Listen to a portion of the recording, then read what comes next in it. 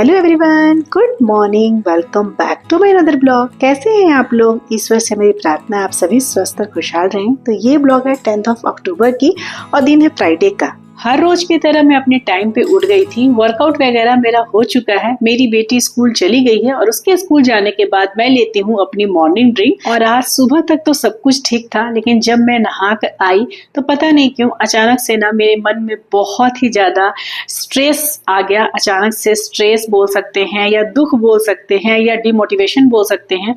मुझे इतना ज्यादा लग रहा है ना इस टाइम पे जब मैं वॉइस ओवर कर रही हूँ कि मैं क्या बताऊं। मुझे लग रहा है ना कि जैसे मैं हार गई। आप लोग को मैं हमेशा मोटिवेट करते रहती हूँ और मैं हार गई, ये बात ना मुझे खुद में ही बहुत अंदर से अंदर दुखी कर रहा है। तो क्या है इसका कारण, इस डिमोटिवेशन का कारण, इस स्ट्रेस का कारण? तो इस ब्लॉग में मैं इस बात को भी आप सबसे शेयर करूंगी, लेकिन साथ में मैं इस ब्लॉग में 2 हेल्दी रेसिपी भी शेयर करूंगी। तो चलिए पहले रेसिपी की शुरुआत करते हैं। तो आज मैं अपने ब्रेकफास्ट में बना रही हूँ वेजिटेबल उपमा, जिसके लिए मेरे पास जो भी सब्जी थी, शिमला मिर्च, प्याज, गाजर, हरी मिर्च, उन सभी को काट ली हूँ बारीक बारीक। तो अब चलिए चलते हैं उपमा बनाने के प्रोसेस में। तेल खत्म हो गई थी तो मैं यहाँ पैकेट काट रही थी, तो सोचिए आप लोग को भी दिखा दूं। उपमा बनाना हो या चीला बनाना हो या कुछ इस तरह की चीजें बनाने हो ना जिसमें सरसों तेल नहीं डालते हैं, जैसे उपमा में ना सरसों तेल का स्वाद नहीं आता है। अगर आपके पास कोकोनट ऑयल है तब तो बहुत अच्छा, लेकिन अगर नहीं है, जैसे कि मेरे पास नहीं है, तो मैं ना उस केस में ना ग्राउंडनट ऑयल यूज करती हूँ। जिन चीजों में सरसों तेल नहीं डाल सकते हैं, जैसे चीला वगैरह में तो मैं सरसों तेल डाल देती हूँ, लेकिन कुछ ऐसी चीजें होती हैं जैसे उपमा ही है, इसमें सरसों तेल नहीं यूज कर सकते हैं, थोड़ा टेस्ट अजब सा आ जाता है। तो उसमें ना मैं ग्राउंडनट ऑयल यूज करती हूँ। ये अलग से मैं मंगवाती हूँ जो कि पतंजलि ब्रांड का होता है। और बाकी जो तलने के लिए तेल होता है ना, वो मैं रिफाइंड ऑयल मंगवाती हूँ, सनफ्लावर या राइस ब्रांड इस तरह का। और बस यही मैं सोची, पैकेट कट रहा था तो मैं सोची चलो आप लोग को दिखा दूं। हालांकि मैं पहले भी अपने ब्लॉग में शेयर की हूँ, लेकिन अभी चूंकि मैं उसको फील कर रही थी, तेल को फील कर रही थी ना, तो पैकेट हाथ में था तो मैं आप लोग को शो कर दी। एनीवे, कढ़ाई में आप लोग देख लिए होंगे तेल। और ये उपमा ना मैं सिर्फ अपने लिए बना रही हूँ, क्योंकि हस्बैंड जी मेरे बाहर हैं, बेटा मेरा बाहर पढ़ता है, बेटी मेरी स्कूल गई है, तो मैं ही हूँ अब, तो इसलिए मैं अपने लिए बना रही हूँ। तो सारे चीज की क्वांटिटी मैं अपने लिए ही रखी हूँ, सिर्फ एक जन के लिए। तो यहाँ पे तेल डाली, साथ में डाली हूँ काला वाला राई सरसों, साथ में कुछ करी पत्ता, साथ में 1 से 2 हरा मिर्च बारीक काट के रखी थी। और जो भी सब्जी मैं काट के आप लोग को दिखाई कि रखा हुआ है, वो सब मैं धीरे धीरे करके एक एक करके इसमें डाल के अच्छे से भूनूंगी। अच्छा, रेसिपी में आगे बढ़ने के पहले मैं एक बात क्लियर कर दूं। इस ब्लॉग में जो 2 रेसिपी शेयर की हूँ ना, ऐसा नहीं है कि ये बहुत यूनिक रेसिपी है या फिर मैं पहली बार शेयर कर रही हूँ। मैं बहुत बार बनाई हूँ और शेयर भी की हूँ, लेकिन हाँ, आज मैं सोची हूँ ना फिर से एक बार इसकी रेसिपी बता दूं, क्योंकि कई लोग ऐसे होते हैं ना, कई लोग मेरे ऐसे व्यूवर्स हैं जिन्हें रेसिपी देखना पसंद आता है। तो मैं सोची कि चलो एक बार फिर से इस रेसिपी को शेयर कर देती हूँ, इसीलिए मैं उपमा की रेसिपी यहाँ पे डाल रही हूँ। तो देखिए, अच्छे से एक करके सारी सब्जियों को भूनना है। और मैं पहले भी अपने ब्लॉग में बहुत बता चुकी हूँ कि जब मैं कोई अपने लिए स्पेशल चीज बनाती हूँ, इस तरह की चीजें जिससे सिर्फ मुझे खाना रहता है ना, तो उस समय मैं सब्जियों की क्वांटिटी ज्यादा रखती हूँ। जैसे यहाँ पे आप लोग देखिएगा ब्लॉग में आगे कि मैं सब्जियों की क्वांटिटी ना सूजी की क्वांटिटी के मुकाबले ज्यादा रखी हूँ। इसी तरह से अगर मुझे पास्ता खाना हो सिर्फ मेरे लिए, या फिर मैं कई बार भरमशीली का उपमा बनाती हूँ, ओट्स बनाती हूँ, मसाला ओट्स, तो ऐसी स्थिति में जब सिर्फ मुझे खाना रहता है तो मैं सब्जियों की मात्रा थोड़ा ज्यादा रखती हूँ। और जिस चीज को यूज कर रही हूँ, ग्रेन्स को जो भी यूज कर रही हूँ, उसकी क्वांटिटी कम रखती हूँ। क्योंकि बच्चे ना, जब एक तो बच्चे ज्यादा ये सब चीज पसंद नहीं करते हैं, लेकिन अगर वो खाते भी हैं, जैसे मेरी बेटी खाती है उपमा, मेरे बेटा को पसंद नहीं था, मेरी बेटी बहुत पसंद करती है, लेकिन हाँ, उसके लिए सब्जी उसमें कम होना चाहिए। अगर मैं सब्जी की क्वांटिटी ज्यादा कर दूं ना, तो फिर वो बहुत नखरा करती है, बोलती मम्मा तुम तो सूजी से ज्यादा इसमें सब्जी ही लग रहा है। तो एनीवे, तो यहाँ मुझे बनाना था अपने लिए, तो मैं अपना क्वांटिटी अपने अनुसार रखी हूँ।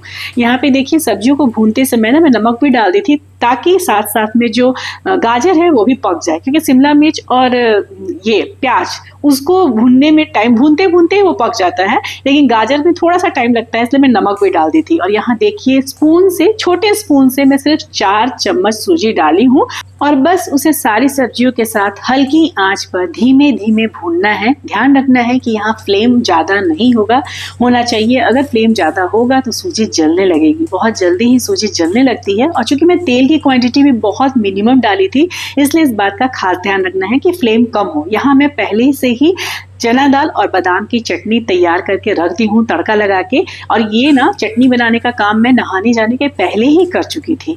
तो यहाँ पे मैं आप लोगों को वही दिखा रही हूँ कि चटनी मेरी रेडी है, तड़का वगैरह मैं लगा दी थी और लगा के ढक के रख दी हूँ। और तो देखिए यहाँ अच्छे से मेरी सूजी जो है ना भुन गई है। और अब मैं डाल रही हूँ इसमें गुनगुना पानी। बहुत ज़्यादा गर्म पानी भी नहीं है और ठंडा पानी भी नहीं है, गुनगुना पानी है।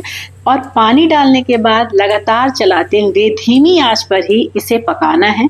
सूजी अच्छे से पानी को अब्सॉर्ब कर लेगी, फूल जाएगी और अपने आप ये गाढ़ा हो जाएगा उपमा। तो समझ जाइए कि उपमा बिल्कुल तैयार हो गया है। देखिए लगातार चलाना है, इसे छोड़ना नहीं है, ना ही फ्लेम बढ़ाना है। नहीं तो ना सूजी के जो उपमा होते हैं या हलवा होते हैं, अगर इस तरह से आप पानी डाल के उसे छोड़ दीजिएगा ना, चलाइएगा नहीं, तो इसमें लम्स बन जाते हैं। तो इस बात का ख्याल रखना है कि इसमें लम्स ना पड़े, नहीं तो इसका ना टेस्ट अच्छा नहीं आता है, गांठ गांठ जैसा लगता है खाने में। तो देखिए मैं इसे लगातार चलाई हूँ, अच्छे से भूनी हूँ। और उपमा में ना मैं ना हमेशा थोड़ा सा घी डालती हूँ ऊपर से, इससे इसका टेस्ट और फ्लेवर ना बहुत ज़्यादा बढ़ जाता है। मतलब मैं बता नहीं सकती हूँ, अल्टीमेट लगता है स्वाद। अगर आप लोग कभी नहीं किए होंगे ना तो जरूर करके देखिएगा। अगर कोकोनट ऑयल से बनाते हैं तब तो बहुत अच्छी ये बात है, कोई अलग से घी वगैरह डालने की जरूरत नहीं है। लेकिन अगर आप कुछ और यूज करते हैं तेल, जैसे रिफाइंड ऑयल यूज करते हैं या किसी और भी तेल को यूज करते हैं, तो आप जरूर से ना लास्ट में छोटा स्पून से ही, क्योंकि अभी हम वेट लॉस जर्नी में भी हैं, तो छोटा सा स्पून से ही आप घी डालिएगा, इससे इसका स्वाद बहुत ज़्यादा अच्छा हो जाता है। तो देखिए यहाँ मेरा उपमा खाने के लिए रेडी हो गया है और अब मैं जा रही हूँ इसे खाने। मेरी चटनी भी रेडी है, तो आप लोग को अपना प्लेट भी दिखाऊंगी, साथ में दिखाऊंगी टाइमिंग, जो कि अक्सर मेरे ब्रेकफास्ट का होता है 10:30 के आसपास। मैं वैसे तो कोशिश करती हूँ कि 10 बजे ही कर लूँ, लेकिन हाँ आज फिर मुझे 10:30 हो गया है। इन दिनों कुछ काम ज़्यादा हो जा रहा है इसलिए। चलिए अब बात करती हूँ उस डिप्रेशन के बारे में, उस स्ट्रेस के बारे में जो अचानक से ही मुझे आज फील हुआ। हालांकि फील तो काफ़ी दिनों से हो रहा है, लेकिन आज ना कुछ अजब सा लगा झटका जब मैं ये ड्रेस पहनी नहाने के बाद। आप लोग जानते होंगे, जो मेरे ब्लॉग में रेगुलर होंगे उन्हें पता होगा कि जब मैं 60 kg अपना टारगेट वेट अचीव कर ली थी तो मैं ये ऑनलाइन कुर्ती मंगवाई थी। और उस वक्त ना ये कपड़ा ना मुझ पे ढीला आ रहा था। और आज जब मैं इसे पहनी, असल में पहनी में थी इसलिए ना कि मैं देखती हूँ कि कपड़ा मुझ पे हो रहा है कि नहीं, क्योंकि इन दिनों थायराइड बढ़ जाने की वजह से मैं अपना वेट पुट ऑन कर ली हूँ और 65-64 से नीचे ना मेरा वेट आ ही नहीं रहा है। और जब ये कपड़ा पहनी ना तो मुझे इतना दुख हुआ, इतना दुख हुआ, क्योंकि कपड़ा इतना टाइट फिट था। मुझे तो लगा कि मैं खोल दूं कपड़े को, लेकिन मैं दिन भर इस कपड़े को नहीं खोली, इसी स्थिति में मतलब टाइट ही पहन के रही, जबकि मुझे टाइट कपड़ा बिल्कुल भी पसंद नहीं है, लेकिन मैं पहनी और दिन भर यही सोचती रही कि क्या अब मेरा वेट 65 kg से 60 kg पर कभी नहीं पहुंच पाएगा। साउथ के तरफ में जो ब्रेकफास्ट बनता है ना, जैसे उपमा, अप्पे, बड़ा, इडली, डोसा, ये सब ना मुझे बहुत पसंद है ब्रेकफास्ट में, मुझे भी। और मेरा जो छोटा भाई है ना, उसको भी बहुत पसंद है। तो मुझे अगर बस चले, मैं रोज़ ही साउथ का ही कोई ब्रेकफास्ट बनाऊँ, लेकिन सबको घर पे उतना पसंद नहीं आता है। तो सोची कि चलो आज उपमा बना लूँ, बहुत टेस्टी लग रहा है। हेलो एवरीवन, तो अभी मेरा ब्रेकफास्ट वगैरह हो चुका है। और ब्रेकफास्ट के 1 घंटे के बाद ना, मैं हमेशा बोलती हूँ कि मैं ब्रेकफास्ट के 1 घंटे के बाद अपनी जो गुड़ वाली चाय है ना, इंडियन टी, वो लेती हूँ। लेकिन अभी 1-2 दिनों से ना सफाई की वजह से थोड़ा सा लेट हो जा रहा है नहाने और पूजा पाठ करने में ना, तो मैं चाय पहले ही ले रही हूँ, इसलिए मैं चाय की वीडियो नहीं दिखा रही हूँ। तो मैं चाय एक बार ले ली हूँ मॉर्निंग में, तो अब मैं चाय नहीं पीऊँगी। तो अभी मेरा ब्रेकफास्ट वगैरह हो गया और घड़ी में बज रहा है 11:30। और अचानक से मुझे एक बात याद आई कि आज है करवा चौथ। तो हमारे यहाँ करवा चौथ नहीं होता है, हम तीज करते हैं, हरितालिका तीज, जिसका ब्लॉग में मैं डाली भी थी। जिनके यहाँ भी करवा चौथ होता है, जो भी मेरी प्यारी सिस्टर्स हैं, मेरे व्यूअर्स हैं, मेरे सब्सक्राइबर हैं, जिनके यहाँ भी करवा चौथ होता है, तो आप सभी को करवा चौथ की ढेर सारी शुभकामनाएं।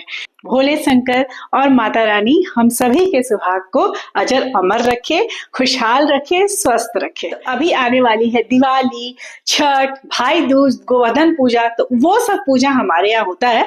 तो चलिए, तो मैं ना एक कुर्ती मंगवाई हूँ, आप लोग को पता होगा, बहुत कुछ टाइम से ना मैं फेस्टिवल शॉपिंग किए जा रही हूँ। मेरे पास कुर्ती का खजाना हो गया है। क्या करूँ, इतना ऑफर आ रहा है ना, इतना ऑफर आ रहा है कि जो भी कुर्ती देखती हूँ ना मन लगता है कि ले लेती हूँ। क्योंकि कई बार ऐसे होते हैं ना, फेस्टिवल्स के बाद भी कुछ ओकेजन में हम लोग पहन सकते हैं, पूजा पाठ या कहीं घूमने जा रहे हो, मंदिर जा रहे हो, तो इस तरह के जो कलर आते हैं ना बहुत अच्छे लगते हैं। ओकेजनली पहनने में भी, घर में पूजा है तो पहन लिया, शादी ब्याह है तो उसके छोटे मोटे बहुत सारे फंक्शन होते हैं उसमें पहन लिए।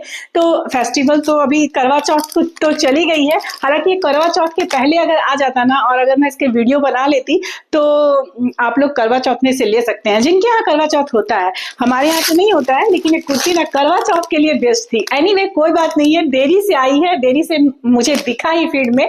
और ये कुर्ती ना मैं मिंत्रा से मंगवाई हूँ और बहुत ही अच्छा। मिंत्रा में ना अमेजन और फ्लिपकार्ट के मुकाबले अगर मैं अपना नोटिस की हूँ तो मिंत्रा में थोड़े से महंगे मिलते हैं, लेकिन ये पता नहीं क्यों मुझे सस्ता मिल गया। मतलब 1000 से नीचे की ये कुर्ती है और इतनी खूबसूरत है, सिल्क मटेरियल में कुर्ती है। मैं आप लोग को इसे पूरा खोल के दिखाती हूँ, बहुत अच्छी है। करवा चौथ के पहले तो मैं नहीं डाल पाई, सॉरी, लेकिन ये कुर्ती ना आप लोग ले सकते हैं क्योंकि आने वाले फेस्टिवल्स अभी दिवाली हैं, आप लोग दिवाली में पहन सकते हैं। मैं तो दिवाली में साड़ी पहनती हूँ क्योंकि हमारे यहाँ पूजा में साड़ी मतलब पहनते हैं। तो चलिए बात ज्यादा नहीं करते हैं और फटाफट से इस कुर्ती को आप लोग को दिखाते हैं, जो कि पूरा सेट है। बॉटम वियर है, कुर्ता है और साथ में है दुपट्टा, और ये सिल्क मटेरियल का है। मिंत्रा से मंगवाई हूँ और ये कल ना शाम में 6 बजे के करीब मुझे रिसीव हुआ है। तो मैं सोची चलो आज इसका वीडियो दिखा देती हूँ। जिन्हें लेना होगा आप लोग दिवाली में से बिल्कुल पहन सकते हैं। मैं साड़ी पहनती हूँ दिवाली में, तो मैं दिवाली के टाइम पे नहीं पहनूंगी, लेकिन हाँ मैं इसे ना छठ पूजा में सोची हूँ पहनने के लिए, बहुत अच्छी है। छठ पूजा में मैं देखूंगी, एक टाइम साड़ी पहन लूंगी और एक टाइम में ये कुर्ती पहनूंगी क्योंकि बहुत ही अच्छी लगी मुझे। क्योंकि मैं आप लोगों को दिखाती हूँ ना, मिंत्रा से कुर्ती बहुत एक्सपेंसिव मिलते हैं, लेकिन ये ना मुझे 1000 से नीचे की मिली है। देख लीजिए आप लोग, रानी कलर में है।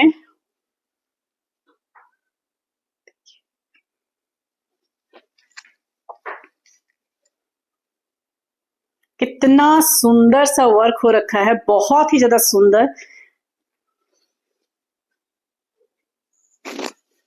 और ये इसका पूरा पैंट है, पैंट पूरा प्लेन है, सिल्क मटेरियल में ही है, लेकिन कपड़ा इतना फाइन है ना, बहुत अच्छी क्वालिटी की सिल्क है। और ये है इसका दुपट्टा। इसका दुपट्टा बहुत सुंदर है, बहुत सुंदर। देखिए दुपट्टा, मैं सामने से दिखा देती हूँ दुपट्टा, और बहुत बड़ा लेंथ है दुपट्टा का, आप लोग देख सकते हैं। और ये है इसका दुपट्टा, बहुत बड़ा लेंथ है दुपट्टा का, छोटा नहीं है दुपट्टा। मैं एक बार ना इसे हैंगर में लगा के दिखा देती हूँ, आप लोग को समझ आएगा।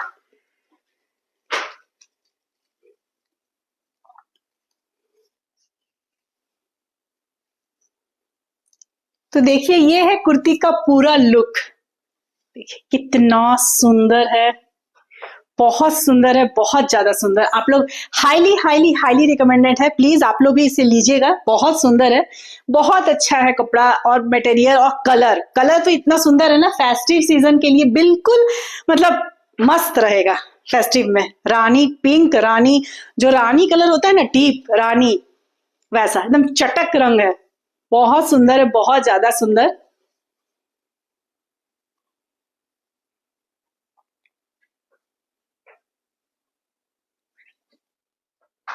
कल मैं अपनी बेटी से डिस्कस कर रही थी और बोल रही थी ना कि बेटा मतलब हॉल वीडियो ज्यादा चल नहीं रहा है, मतलब कुर्ती वगैरह जो मैं खरीद रही हूँ वो सब जो मैं दिखाती हूँ वो ज्यादा चलता नहीं है। तो मेरी बेटी बोल रही थी मम्मा तुम कपड़े को वियर करके दिखाओ तब लोग ज्यादा पसंद करेंगे, मतलब जो भी कपड़ा तुम दिखाती हो ना उसे इस तरह से हैंगर में लगाने के बजाय उसे खुद पहनो, पहन कर दिखाओ स्टाइल करके, तब लोग ज्यादा पसंद करेंगे। तो क्या ऐसा सच है क्या? आप लोग मुझे गाइड कीजिएगा। आप लोग चाहते हैं कि मैं जो कपड़ा मंगवाती हूँ खुद के लिए वो मैं आप लोग को पहन कर रेडी होके अच्छे से स्टाइल करके दिखाऊं? अगर आप लोग ऐसा बोलेंगे तो मैं नेक्स्ट टाइम कोशिश करूंगी कि जो भी कपड़े मैं मंगवाती हूँ उसे पहन के वियर करके ही मैं आप लोग को दिखाऊं। तो कैसी लगी आप लोग को ये कुर्ती मुझे कमेंट करके जरूर बताइएगा। मुझे तो बहुत अच्छी लगी है, इसका फैब्रिक भी बहुत अच्छा है, कलर भी बहुत अच्छा है, फेस्टिव सीजन में एकदम अच्छा लगेगा देखने में, पहनने में भी सुंदर लगेगा। तो आप लोग अगर लेना चाहेंगे तो मैं लिंक इसके डिस्क्रिप्शन में डाल दूंगी इस ब्लॉग के, आप लोग जरूर वहां से बाय कर सकते हैं। और अब मैं आप लोग से मिल रही हूँ लंच के टाइम में। मैं भी लंच बना रही हूँ अपने लिए और अपनी बेटी के लिए। अभी वो स्कूल से नहीं आई है, इस टाइम पे ना 1 बजे के आसपास हो रहा होगा। और मैं यहाँ बना रही हूँ सत्तू के स्टफ पराठे। में साथ में बनाऊंगी रोस्टेड टमाटर की चटनी। चटनी मैं सिर्फ अपने लिए बनाऊंगी, मेरी बेटी दही के साथ खाएगी क्योंकि उसे धनिया पत्ता की चटनी पसंद है और धनिया पत्ता है नहीं, अगर रहता तो मैं जरूर बनाती। तो यहाँ मैं टमाटर को रोस्ट करके रखी हूँ गैस पर और उसे छील के अच्छे से और बस इसकी चटनी तैयार करूंगी। हालांकि इन दिनों के टमाटर में ना पानी थोड़ा सा कम होता है, मतलब मुझे ना पकने के बाद लगा ना कि सूखा सूखा सा ड्राई ड्राई सा लग रहा था, तो मैं थोड़ा सा इसमें गर्म पानी डाल दी क्योंकि थोड़ा सा पानी जैसा होगा तो खाने में कंफर्टेबल रहेगा, इसलिए क्योंकि मैं दही नहीं खाऊंगी इसके साथ। तो बस देखिए यहाँ पे अच्छे से उसे मैश कर दी हूँ, छिलके को उतार के थोड़ा सा गर्म पानी डाली हूँ।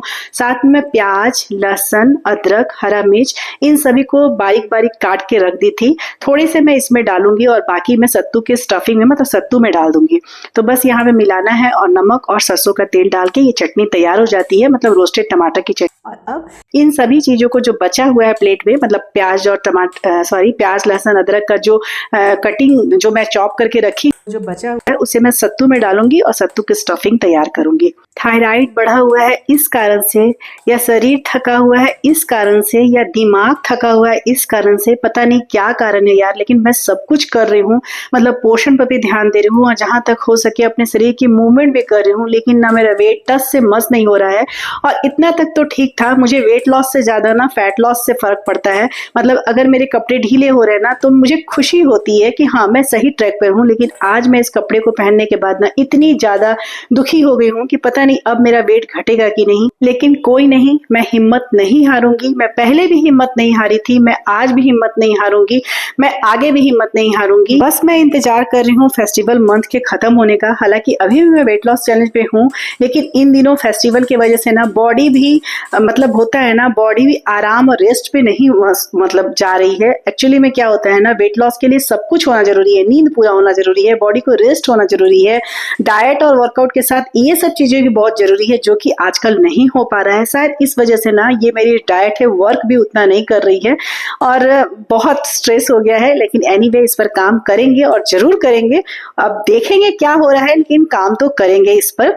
एनीवे यहाँ पे मेरी सत्तू की स्टफिंग तैयार हो गई थी। सारे जो प्याज की चॉपिंग मैं कट के रखी थी वो सब डाली, साथ में डाली जवाइन, मगरेल जो कि मैं अक्सर डालती हूँ, जीरा पाउडर, रोस्टेड जीरा पाउडर था, और ब्लैक पेपर पाउडर, साथ में नमक, सरसों का तेल और थोड़ा सा ही सरसों का तेल डाली हूँ और बाकी मैं पानी से सान दी थी।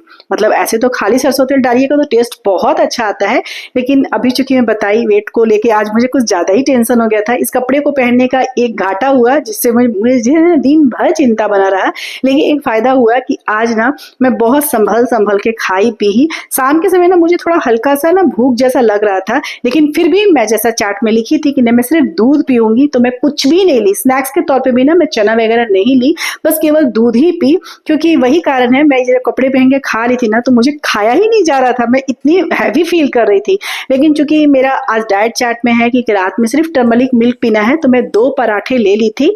अगर मुझे रात में खाना होता ना तो मैं 1 पराठे अभी खाती और 1 पराठे मैं रात में खाती। लेकिन चूंकि मैं रात में हैवी डिनर कर नहीं पाती हूँ, सिर्फ वेट लॉस की बात नहीं है, मैं रात में ना हैवी डिनर नहीं कर पाती हूँ, गॉल ब्लैडर के ऑपरेशन की वजह से मुझे डाइजेस्ट नहीं हो पाता है, इसलिए मैं ना अभी 2 पराठे के साथ अपना ये लंच करूंगी। और रात में मेरा आज की रात का डिनर, जैसा कि मैं चार्ट पेपर में लिख के दी थी, मैं टर्मरिक मिल्क पीऊंगी। तो कुछ इस तरह से रहा आज मेरे पूरे दिन का रूटीन। पूरा ब्लॉग देखने के बाद अगर अच्छा लगा हो तो प्लीज इसे एक लाइक जरूर कीजिएगा। जो चैनल पे नए हैं हो सके तो मेरे चैनल को जरूर से जरूर सब्सक्राइब कर दीजिएगा। और इसके साथ एक रिक्वेस्ट और भी है, जैसा कि मैं पिछले ब्लॉग में बताई थी कि मेरा एक इंस्टाग्राम आईडी है जिसपे मैं अब वीडियो डालने की सोच रही हूँ। कुछ वीडियोस मैं डाली भी हूँ और आगे भी डालती रहूंगी, तो प्लीज मेरे इंस्टाग्राम आईडी को भी फॉलो कर दीजिए। मैं स्क्रीन पे मेंशन कर दूंगी अपनी इंस्टाग्राम आईडी, तो वहां जाके प्लीज मुझे फॉलो कर लीजिएगा।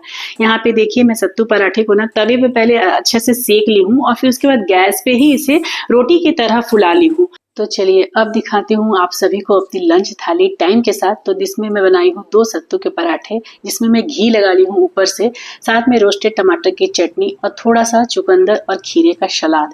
और यही है आज की मेरी लंच थाली, जो कि बहुत ही फुलफिलिंग थी। काफी टाइम तक मुझे भूख नहीं लगा था, लेकिन रात में ना मुझे हल्का हल्का भूख लगने लगा था, क्योंकि वही बता रही हूँ मैं, मुझे भूख तब लगती है ना जब मैं स्ट्रेस में होती हूँ। पता नहीं क्यों, जब मैं खुशी होती हूँ ना तो मुझे भूख नहीं लगती है, लेकिन स्ट्रेस में होती हूँ ना तो मुझे ज्यादा खाने का मन करता है। लेकिन फिर भी मैं अपने डाइट चार्ट के अनुसार ही अपनी डाइट लेती हूँ, ताकि मेरा वजन और भी ज्यादा तेजी से ना बढ़ने लगे।